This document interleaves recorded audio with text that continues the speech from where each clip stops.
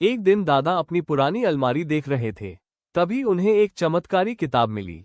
दादा सोच में पड़ गए। वो आराम से बैठकर किताब पढ़ने लगे। किताब में साफ लिखा था, तुम्हारे घर के बाहर जमीन में एक घड़ा दबा है, उसे निकाल लो, तुम मालामाल हो जाओगे। दादा बिना देर किए बाहर गए और जमीन खोदने लगे। थोड़ी देर बाद उन्हें सच में एक सोने का घड़ा मिला। दादा घड़ा घर लाए और जैसे ही उसे खोला, अंदर से एक चमत्कारी पेंसिल निकली। दादा पेंसिल को ध्यान से देखने लगे। तभी रहस्यमयी आवाज आई, दादा अब तुम मालामाल हो, जो भी चाहिए कागज पर लिख दो, सब पूरा होगा। दादा ने पेंसिल को बेकार समझकर टेबल पर रख दिया और सो गए। अगले दिन दादा ने पेंसिल को आजमाया। उसने किताब में खाने का चित्र बनाया।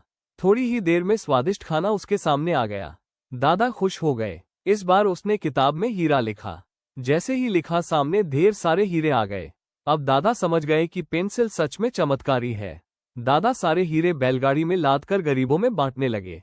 फिर घर आकर उसने किताब में बंगला लिखा। अचानक उसकी झोपड़ी एक बड़े बंगले में बदल गई। दादा खुशी से नाचने लगे। सुबह दादा मंदिर के पास गए। वहां उसने गरीब और भिखारियों को पुराने कपड़ों में देखा।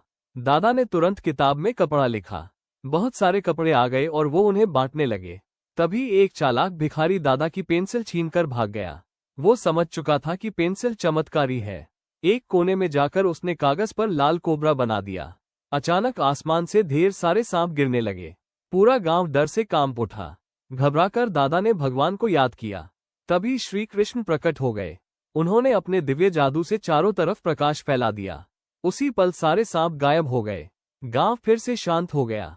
लोगों ने उस चोर भिखारी को पकड़कर सजा दी। फिर सबने मिलकर दादा को सम्मानित किया। फिर भी दादा रोने लगते हैं क्योंकि किसी ने लाइक और सब्सक्राइब नहीं किया।